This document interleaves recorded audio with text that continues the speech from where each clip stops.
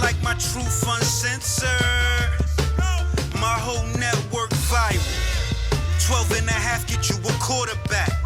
I got them shits flying like spiders. I got them shits flying like spiders. Welcome to another episode of the Uncensored Truth Podcast. I'm your brother, old guy from Hip Hop News Uncensored. And sitting across from me is my co-host. What it do? What's good? It's your brother Sam and Viral Hip Hop News. What a beautiful Tuesday it is. Yeah. Another episode of the Uncensored Truth Podcast. Oh God, what's good, my brother? What up, Sam, man? Sitting over there. CEO Viral Hip Hop News. We in the building today. Family, as always, I gotta give honor to all the listeners. First and foremost, I want to let y'all know before we even get into any of the content that we definitely appreciate each and every second, minute, or hour you're going to be with us today. And we're going to definitely, do our best to, give you the information the right way. But we in here, man, the Uncensored Truth Podcast, man. We moving on up. Let's get it. Episode 167. Let's go. Year and some change in. Let's go. BET Awards in June. Yeah, man. We are working, man. We love what we do. Shout out to everybody listening and setting our iTunes, Spotify, Google Play, and all major online outlets on fucking fire. We appreciate each and every one of y'all. Y'all keep sharing the content. Keep hitting that thumbs up. I was getting to look through some comments, excuse me. Right. On the podcast stuff, man, and it's dope. They're getting busy, man. So we appreciate each and every one of y'all hitting that 5-star, leaving them comments. Y'all keep doing what you're doing. And of course, on Viral Hip Hop News Uncensored, and the Uncensored Truth Podcast official channel. We see y'all as always, man. But how was your day, oh God, and what we got going on for the lineup today? I mean, it was a great day, man. It's always great, to get in here, man, because we doing what we love at this point. So I'm excited, man, optimistic, ambitious every single day.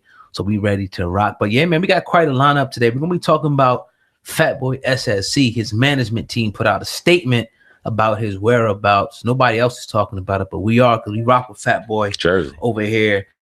As we jump back into this right now, we back on here. Fatboy SSE's management team put out a statement on his Instagram. I think it was yesterday. You seen this, Sam? And this morning. Okay. Yeah. And here's what they said. They said Fatboy SSE was arrested in his home state in New Jersey tonight. We do not have much information to share with the public at this time.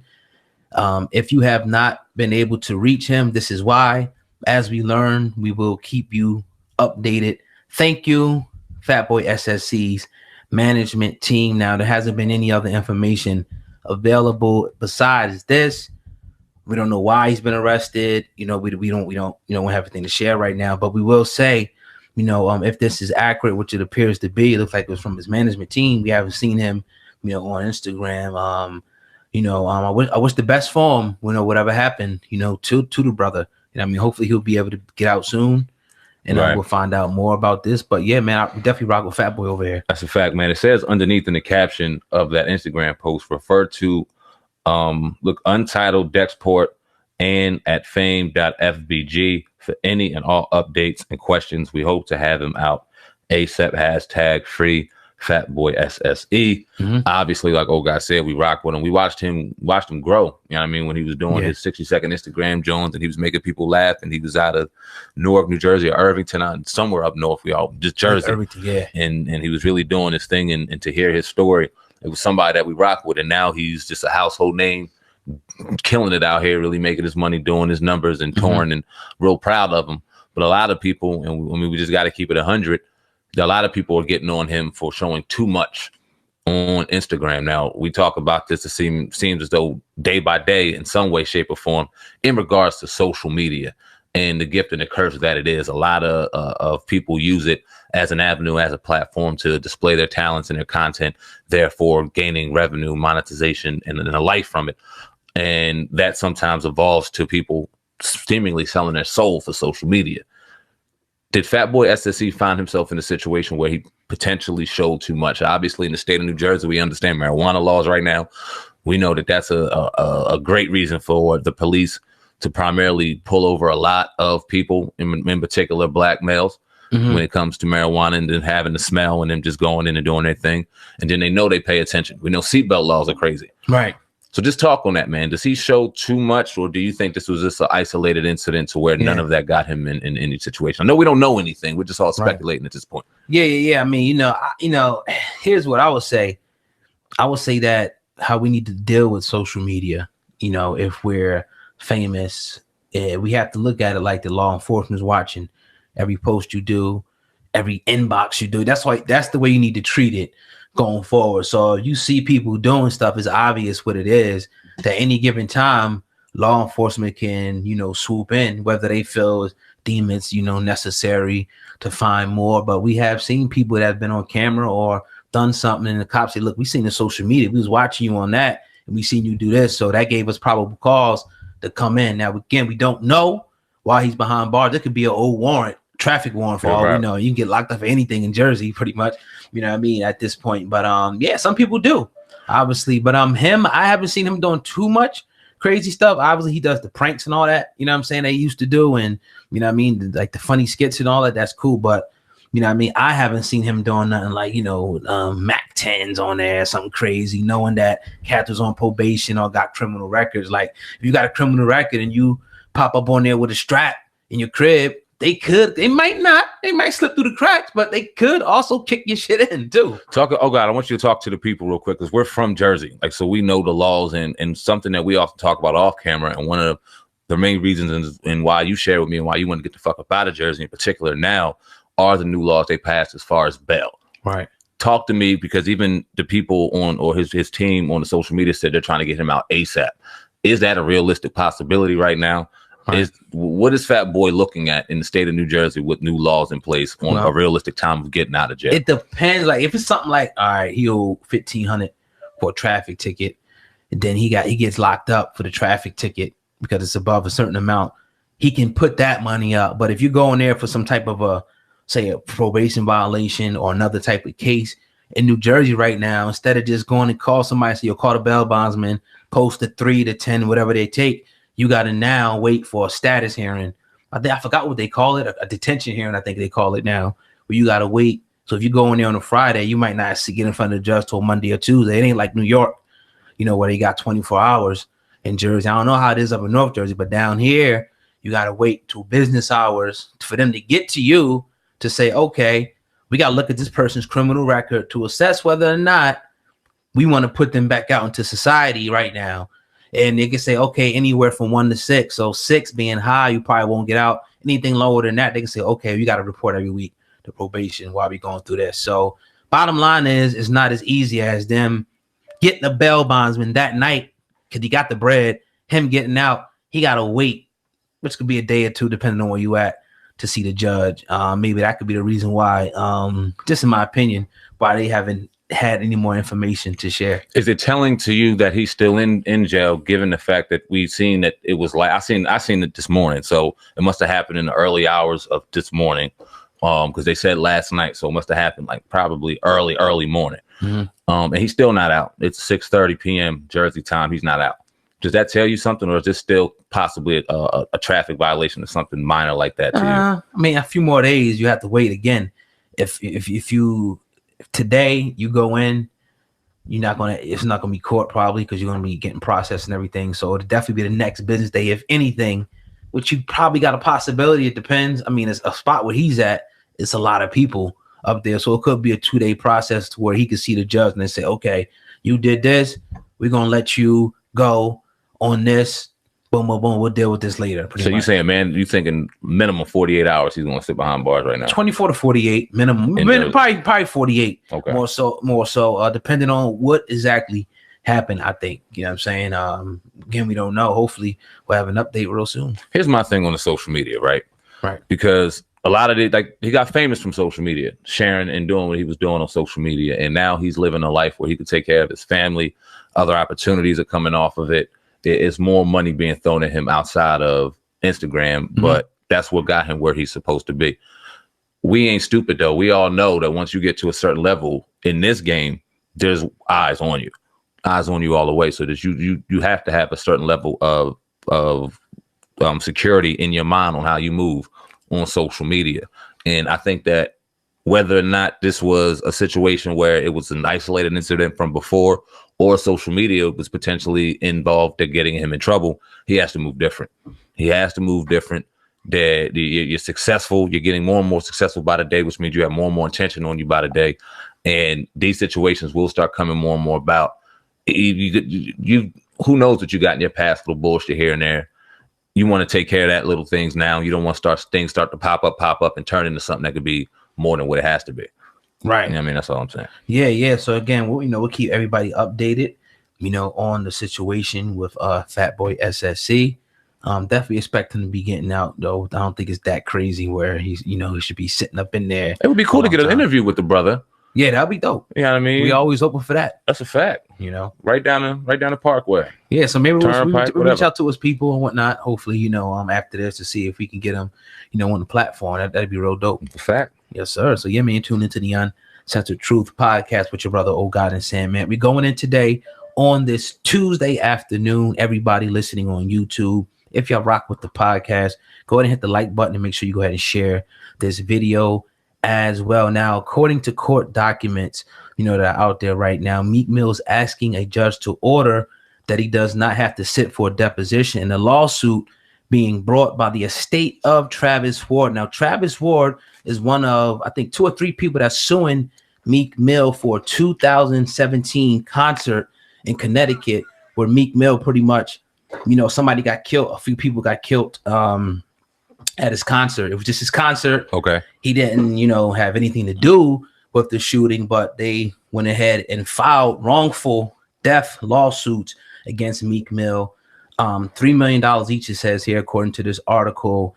And it's a crazy situation because what can you really do? It's like you got a concert, you performing, somebody gets shot, but the people pretty much said, like, all right, it was your responsibility to make sure that you had proper security. They also cited that Meek Mill's lyrics would incite violence. Oh my God. They also cited again in the lawsuit that Meek Mill's other concerts also had shootings. Now Meek Mill and his team have denied all allegations. They said they don't want to talk.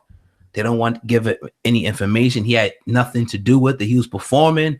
This happened with other people outside his concert. So Meek's lawyer, is obviously fighting right now, to keep, him out of court. Now, we were also speaking about him being on probation and that, possibly affecting that because he's caught up in another legal, situation. But what do you think about this right now, man? Meek Mill pretty much, media meddles, niggas sue you, settle, man. Jay-Z said this back in the day, man. But go ahead, man. What you think? This is a bigger deal than it should be, and it's crazy. And I want to even be careful on how I speak on it because we have genuine love for Meek Mill, and he's in a situation right now where he has no business having involvement in it. Hell, he's performing, something happens while he's performing, and now he's held liable for it, not given the current situation he's in with the current judge and the situation that we all know about.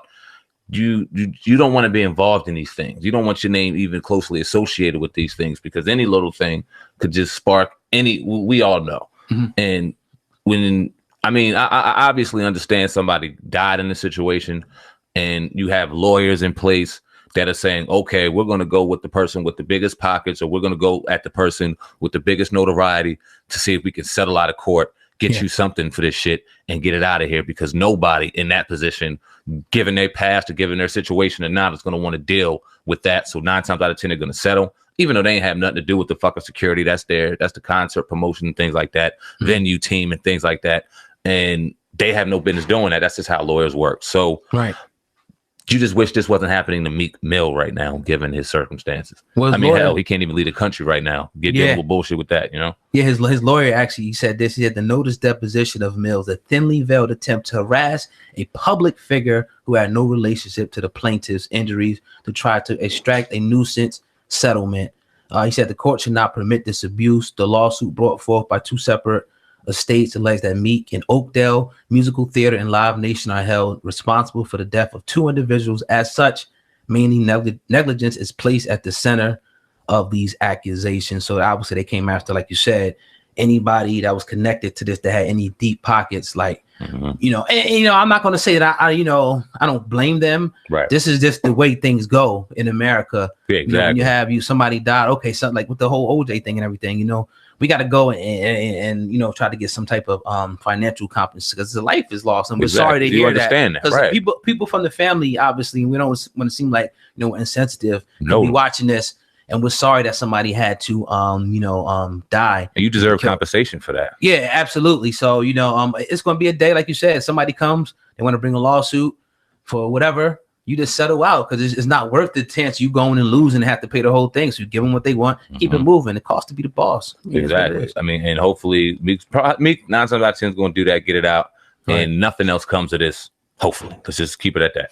Yeah, definitely. Remember to tune into the Uncensored Truth podcast with your brother, Old God and Sam, man. We going in today on this Tuesday. We want to give a shout out to everybody listening on Spotify, Google Play, iTunes, or any other podcast platforms. If you're listening to this podcast, if you rock out with us the long way, go ahead and give us a 5-star rating if you can. Let us know right now. We definitely appreciate that, in advance, man. So Kodak Black has been going through a whole bunch, legal problems, and his boy, his fellow, rapper from the Dirty 21 Savage was somewhere. They're probably in LA somewhere, maybe Miami. Damn sure look like LA. Well, LA, and TMZ asked 21 Savage about Kodak Black. Played a brief audio episode. We're gonna talk about this. Hey, any advice for Kodak Black, man? It's looking kind of bad. Fingerprints on the gun.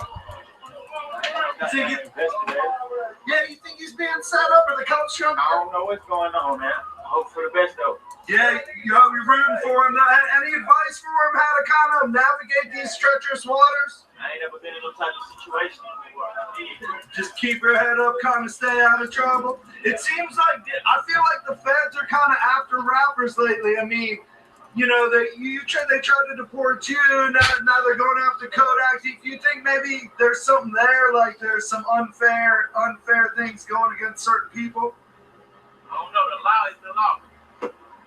You gotta follow. Break the law, you gotta deal with the Constitution and everything. Okay. That's just how it goes. Rappers just gotta be more safe. Some rappers do make bad decisions. You gotta honor up to our bad decisions and face our trials, whatever we go through, our tribulations. We just gotta stand up and man up. You know what I'm saying? Yeah. It's some unfair shit going on, and it's some shit that's fair going on. So What up, bro? You good? Yeah, good folks, man. So just keep your nose clean, do your work, and try to help other folks. Sure. Yeah. Okay. Cool. Hey, I appreciate your time. Thank you, Savage. Sam, what do you think about 21 Savage talking about Kodak Black and his situation with the law? Both young, both from the same way of life area. I don't know what I feel about this though. No, obviously he wasn't saying anything that he wasn't lying about anything, but 21 Savage found himself in a situation a couple months ago where he could potentially have been deported. And a lot of people could have used the excuse of the law as the law on that as well. And he had a lot of support. Now, I'm not saying that he wasn't supporting Kodak Black in this situation. I'm trying to look up because I don't genuinely know their history in particular to see if there was any drama between the two, because it didn't seem as though he wanted to really even answer the question. And I wouldn't have. I'd have just been like, man, look, blessing to him, or it is what it is. And I'd have kept it moving, because now it seems like, and the more I look, everyone's running with this story now. They're going to be able to paint their own picture off of what he said. Is 21 Savage working with the law? Is he all the nonsense that's about to come out? Right. So, I mean, although I agree with him, I don't know. I think in his situation, I'd have just said nothing. But what you think? Yeah, I mean, I think he was just trying to be nice. He was coming out, whatever he was coming out of, drinking, whatever he was drinking, he was just trying to kind of just, it's just one of those situations where you could have went and said, man, forget it. But he kind of had him. He was like there. So he kind of had to talk in that situation. But, yeah, I think he gave a pretty much truthful statement in that regard. I don't know what he means though when he says some people, are dealt with fair. I mean, I guess it is a situation where you can find that sometimes. So maybe somebody will kill somebody, and somebody had to do life or whatever. Or maybe that could be. Then people can argue that as well. But yeah, man, I don't know, man. I don't know. I just think that it's one of those things where that only time's going to tell how this is going to turn out. I want to change the angle of this a little bit, because like you started off by saying that 21 Savage was in a restaurant or somewhere, probably had a couple drinks, walked out to his car, and he got ran up on. He was sitting there. He got caught. Yeah. Fair, foul, or indifferent, that these sites can have the access to be able to freely walk up on people, get commentary that people aren't ready for, because this isn't your typical interview situation where, all right, we got a couple of days notice. you have access to answering or asking questions as to what's going to be asked to you. You have time to prepare, things like that. This is boom right here, right now. And we live in an age where this kind of shit is judge, jury, and executioner, because now people can paint whatever narrative they want. So is it fair, foul, or indifferent that places like TMZ and these other networks are allowed to run up on these sites? So we've been hearing about tabloids for years, but how do you feel about it now being in the industry, so to speak? I don't know if I would just, if it's fair or not. I would just say that it's like a guerrilla style, I would say, of media. You know what I mean? Where it's just like, all right, they're not going to per se do the interviews, but they're here, so we're just going to run up on them and see. When they're going to talk eventually, we're just going to be there. Like you were saying, like, how do they know? I mean, I guess you said, the dynamic of Los Angeles and the way they got it set up is almost like police. It's like, all right, yo, if you see this person, Tom Cruise, let us know. Boom, boom, boom, maybe we'll hit you something off. We're going to be where they're at. Or if you got a picture of this or a video of this person, send it here. So it's almost set up in a way to be exactly what it is. So I'm not going to say that is, fair or not. I just think that who holds the ultimate power is, like you said, you wouldn't have said nothing if you was 21.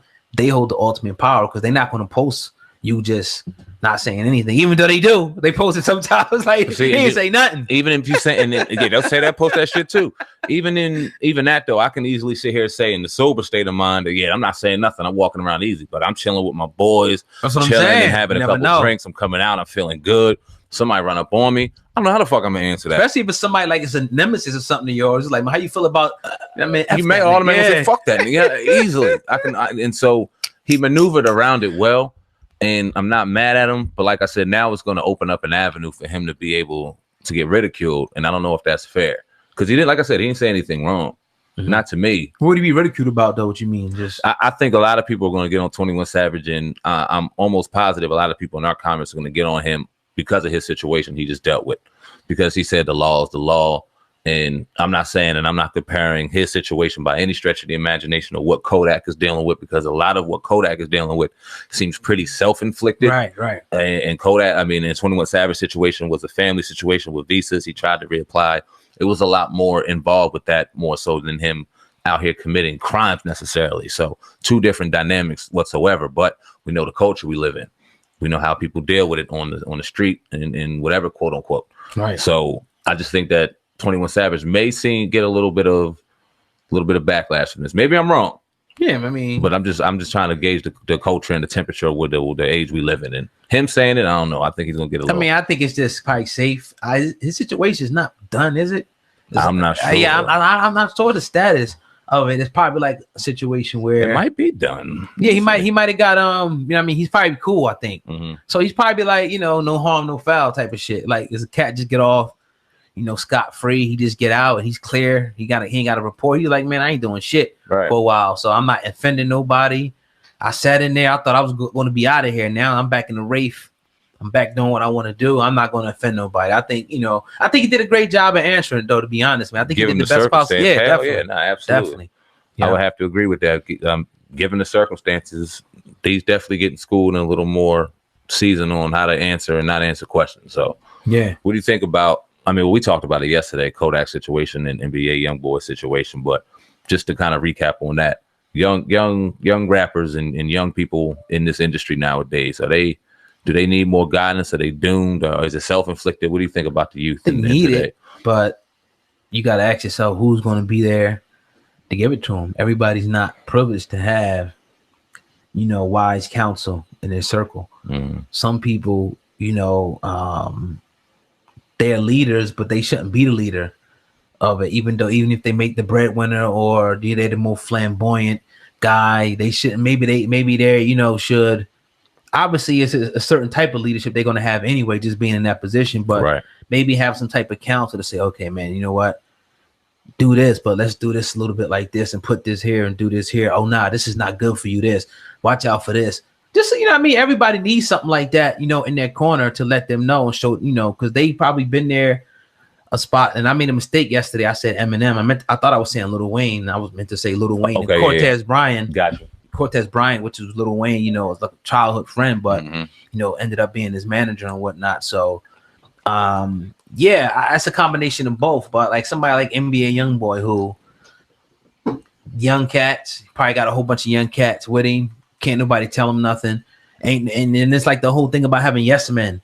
Like you want people that's like, yo, dog, chill. Like Right. that, just I wish you would chill out now a little bit. Not they never going to tell you, never going to check you, because that's that could spiral you out of control. So you don't need that. Definitely. Indeed. I was looking at something on PNB Rock, something real quick in regards to the youth. And I guess somebody in his entourage was playing 6ix9ine, and he was mad. He's saying, I don't know how the hell you can possibly play 6ix9ine anymore. And people saying like, yo, he's hot, so we're going to rock with him. The joint's out, we're going to rock with him. A lot of people in the comments were saying it, and he was just like, he doesn't understand today's generation. He was sick with it. Even though he's a part of today's generation, he doesn't understand it. And we talked about this a lot. I think you're one of the people that think 6ix9ine is going to come back and have a career. I was one of the people that said there's no way in hell. I'm starting to kind of change my thoughts on that. And I don't personally, I'm never going to listen to him. I don't agree with what he did, and he's just off my radar when it comes to that character. I'm cool. And I don't really see him giving much attention outside of that. Once his court hearing is done, I think we'll probably be done with 6ix9ine too. But what do you think about that? Is it a generation? I mean, well, you spoke on it. So does it surprise you? Some kids, some people won't care. Mm-hmm. They don't care about that. Some people, you know what I mean? Even we had the cat Spider Loco on. It's like he even said like maybe we got to rethink this culture that we came up in. I'm not saying that, but he was just bringing it up as far as like how we view people. But obviously, I think the 6ix9ine situation is a totally different type of situation where I think that we should shun this dude for being an imposter, for being a fraud, and perpetuating this whole lifestyle. And then as soon as he got into a situation, he pretty much turned on his whole squad, you know what I mean, and broke every single rule, you know what I mean, of street, code of honor, whatever they got, in the street. It is what it is. It's not about, they had that with the mob. Instead, they look down on snitches. No, anywhere you look, they look down on snitches. Even police don't even like snitches. The other side. So it's just like, it's a rat is a rat. And I don't blame PNB Rock, for taking that stance. And wild as it seems, he may still, because I think this generation is totally different coming up, especially his demographic.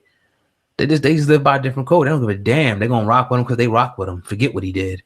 They don't care. I think we're going to see soon. This trial's September, and a lot of people were under the estimation, thinking he's going to be home. He might be coming home. So we'll see real soon. I called it. I mean, I think we both called it, but I would definitely say that we'll see 6ix9ine coming home, and again, I say like back to music again. I think real soon. Maybe probably even going, talking shit again and all that. I guarantee it. Probably. Watch. And it all depends on how much attention we give it. The biggest way to the biggest way to kill anything is to starve it out. And if we don't give it attention, if we ain't talking about it, I mean, of course he's going to have his cheerleaders. The cheerleaders can't wait. Mm-hmm. But if he gets starved out enough, eventually none of that shit's going to matter. And that's just up to the people, up to the public. It's either, okay, is it going to get views? Of course. But I mean, how it's laid out, it's up to us, I guess. Yeah, definitely, man. But you tuned into the Uncensored Truth podcast with your brother, Oh God, and Sam, man, wrapping up another legendary show, man. I want y'all to tune in with us Friday night. If you want to catch us on YouTube live, it'll be Friday night, 8 p.m. exclusively on our YouTube channel. You can type in the Uncensored Truth podcast channel if you want to see the video version. I should say the video version is on YouTube, but the audio version is on iTunes, Spotify, Google Play, and you can find those links in the description of any channel that you see this podcast on. Go check the audio version out. Make sure you hit those 5 stars on iTunes, Spotify, and Google Play. Make sure you leave a comment on the podcast. We do appreciate it. Got some big news coming real soon, like we've been talking about the last couple of days, involving the audio version of the podcast. Y'all make sure y'all stay tuned for that. Yeah. Man, we're growing over there at the Uncensored Truth Podcast official channel. We appreciate it. Y'all keep sharing the videos. Keep telling a friend to tell a friend to tell a motherfucking friend to subscribe to the Uncensored Truth Podcast, the most dangerous podcast on YouTube, iTunes, Spotify, and Google Play to date. And we're about to get in the ring to prove it, man. We can't wait. We're coming for that podcast. We're coming for the podcast audio arena. We got an official podcast over here. We got a machine like no other. We don't want to talk about it, man. Y'all see real soon. But we in there now. The door's open. It's open. And we're kicking it through. Yep. And we're excited, man. We got a day off tomorrow. Yeah. Y'all make sure y'all don't miss us too bad. And we'll be back Thursday evening for another dynamic episode. And of course, Friday live with our brothers and sisters over there on the Uncensored Truth Podcast official channel. Can't wait to get with y'all, man, and enjoy another dynamic evening live 8 p.m. Oh God, I'm done. Yes, If you sir. ain't got anything else, man, we up out of here. That's all I got, family. Peace.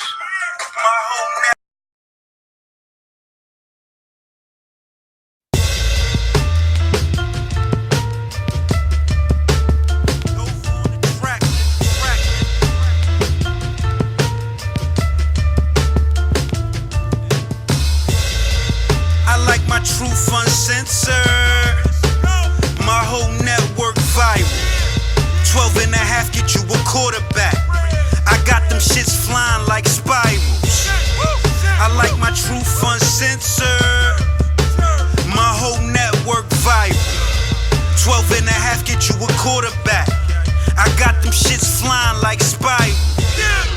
You're now tuned into the greatest. Motherfucker, you ain't never lie. If them people watching us like YouTube, then tell them motherfuckers like and subscribe. If the blunt still, I still click a